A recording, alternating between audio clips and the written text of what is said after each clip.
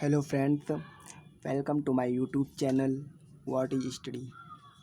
तो पिछले वीडियो में हमने पोजीशन वेक्टर के बारे में और बहुत सारे वेक्टर्स के बारे में जाना था। तो इस वीडियो में हम position vector and displacement vector इन दोनों के बारे में जानेंगे और कुछ और बेसिक इंफॉर्मेशन लेंगे। तो जल्दी से जान लेते हैं कुछ छोटी छोटी चीज़ें। तो पोजीशन वेक्टर क्या होता है? जैसे कि हमने कोई एक्स एंड वाई प्लेन बनाया, ये कार्टेशियन प्लेन इसे कहते हैं, X Y and Z plane को। तो यहाँ पे कोई पॉइंट ओ है और इस पॉइंट से ये पॉइंट ओ है और यहाँ पे हमने कोई पॉइंट ए माना और इस पॉइंट को यहाँ से मिला दिया। तो ये जो वेक्टर होता है हमारा पोजीशन वेक्टर होता है। ओ ए एक पोजीशन वेक्टर है। इसी तरह दूसरा एग्जांपल ले लें, यहाँ से बी तक मिलाया, कोई पॉइंट बी है यहाँ पे और इसको ये कोई रेफरेंस पॉइंट है, यहाँ से यहाँ तक मिला दिया। तो ये क्या हो जाएगा? ये ओ बी दोनों एक पोजीशन वेक्टर हैं, इस पॉइंट की पोजीशन को शो करते हैं। ठीक है। और डिस्प्लेसमेंट वेक्टर क्या होता है? यहाँ पे पोजीशन वेक्टर को दोनों को मिला दिया तो ये जो बन जाएगा हमारा ए बी, एक डिस्प्लेसमेंट वेक्टर होगा जिसकी वैल्यू होगी R2 माइनस R1।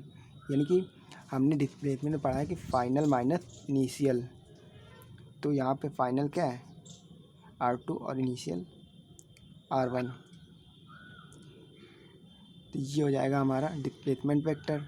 ठीक है। अब आगे देख लेते हैं कि जैसे कि अगर हम किसी पॉइंट की बात करें, ये है और इसमें इन दोनों में क्या डिफरेंस है, क्रॉस और इस पॉइंट में। अब इसमें क्या डिफरेंस हो सकता है? जैसे कि ये मैंने बनाया है, ये बाहर की तरफ शो करता है। क्या तो करता है? बाहर की तरफ। और ये अंदर की तरफ, कोई चीज़ अंदर है और ये जो पॉइंट है ये बाहर की ओर शो करता है। ठीक है, बाहर की ओर शो करता है ये पॉइंट। ठीक, ये भी हो गया।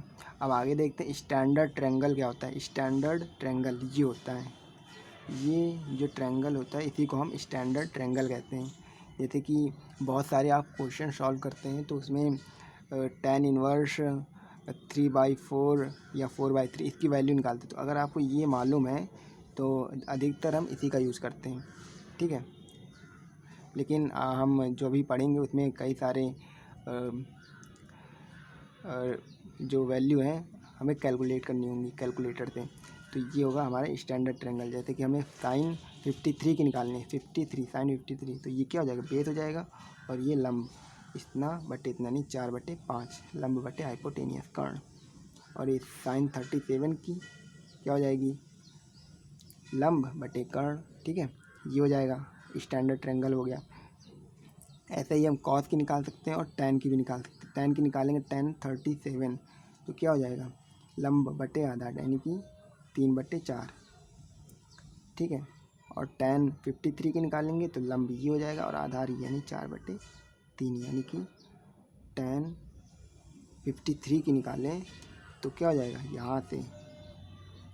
यहाँ से लंब ये हो जाएगा 4 और बटे 3, tan 53 की हो गई वैल्यू। ठीक है। और नेगेटिव वेक्टर क्या होता है? नेगेटिव वेक्टर होता है जैसे कि कोई वेक्टर ए वेक्टर है हमारे पास।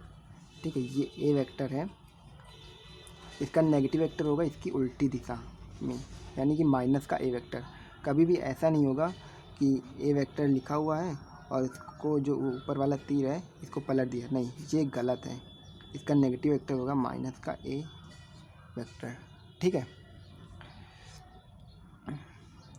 इसका होगा माइनस का ए वेक्टर। ठीक है, ये भी हो गया। अब आगे देखते हैं कि एक चीज़ और देख लेते हैं। अगर मैं ये कहूँ कि सुरेश और रमेश दोनों पैरेलली दौड़ रहे हैं, एक दूसरे के पैरेलल दौड़ रहे हैं, तो ऐसे में दोनों की डायरेक्शन क्या होगी? सेम होगी। A and B, A vector and B vector की डायरेक्शन जो होगी वो सेम होगी अगर दो वेक्टर पैरेलल हैं। ठीक है। अब एक चीज़ और देख लेते हैं हमारे जो कि हमारे पास है, वो क्या है कि अगर हमारे पास कोई वेक्टर दिया हुआ है, आर वेक्टर दिया हुआ है 2i cap plus 3j cap. ठीक है, तो इसको कैसे ड्रॉ करेंगे? एक प्लेन बनाया हमने एक्स और ये वाई प्लेन। हम आई मतलब एक्स में चले 2 और जे यानी वाई में चले 3, ये 2 हो गया और ये 3, ठीक है। यहाँ से पोजीशन वेक्टर क्या होगा, यहाँ से यहाँ तक हमने मिला दिया, हमें क्या मिला, एक ट्रायंगल मिला। इस ट्रायंगल में हमें इसकी वैल्यू फाइंड करनी है, तो कैसे फाइंड करेंगे, पाइथागोरस थ्योरम लगा के 2 square plus 3 square under root में, यानी कि हमें क्या मिल जाएगा, अंडर रूट 13, यानी कि हमें इसका मॉड मिल जाएगा, मैग्नीट्यूड, जिसका अगर 2D की बात करें तो 2D में होता है अंडर रूट ए स्क्वायर प्लस बी स्क्वायर, इसका मैग्नीट्यूड हमने निकाला। अगर ये ए है ये बी है तो ये क्या होगा, a square plus b square under root में, यानी कि ये हाइपोटेनियस है, ये मैग्नीट्यूड इसका ऐसे निकालते हैं। और अगर 3D है तो a square plus b square plus c square, और मैग्नीट्यूड ये मैग्नीट्यूड हो गया। अगर हमें एंगल निकालना तो tan inverse y by x, तो ये वाई है बाई एक्स, यानी कि 3/2, theta equal to tan inverse 3/2, ये हो जाएगा, ठीक है। अब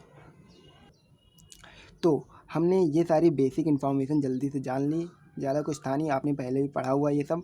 तो पोजीशन वेक्टर भी हमने देखा। पोजीशन वेक्टर को अगर हम और तरीके से समझे तो कैसे समझ सकते हैं, मान लीजिए आप जहाँ बैठे हैं, आप यहाँ बैठे हुए हैं, जहाँ भी बैठे हैं इस समय आप वहाँ पे देखिए ऊपर, मान लीजिए कोई एरोप्लेन जा रहा है, जहाँ पे कोई एरोप्लेन जा रहा है, यहाँ पे एरोप्लेन है, ठीक है, जिसको मान लिया ए या पी मान लिया, और अपना आप जब जहाँ आप हैं उसको ओ मान लिया, या कुछ भी मान सकते हैं, ठीक है। और फिर कुछ देर बाद ये एरोप्लेन यहाँ से शिफ्ट हो जाता है यहाँ पे। हमने क्या फाइंड किया, यहाँ से यहाँ तक, जहाँ पहले था ये पोजीशन वेक्टर हो गया, यहाँ से फिर यहाँ डिस्प्लेस हुआ यहाँ से यहाँ, ये क्या हुआ, ये दूसरा पोजीशन वेक्टर हो गया, ठीक है, दूसरा पोजीशन वेक्टर हो गया। और यहाँ से यहाँ तक की जो डिस्प्लेस हुआ है इसको कहेंगे डिस्प्लेसमेंट वेक्टर, यानी इतना माइनस इतना कर देंगे तो हमारा ये निकल आएगा इन दोनों की दूरी, यानी कि स्टार्टिंग से एंड तक की फाइनल माइनस इनिशियल करके निकालेंगे, ठीक है। तो ये था हमारा कुछ बेसिक इन्फॉर्मेशन, जिसे आप अपनी रियल लाइफ से जोड़कर देख सकते हैं, तभी आपको मज़ा आएगा और समझ में आएगा। तो यही सारी चीज़ें थी, आगे हम और भी कुछ डिस्कस करेंगे। तो थैंक यू।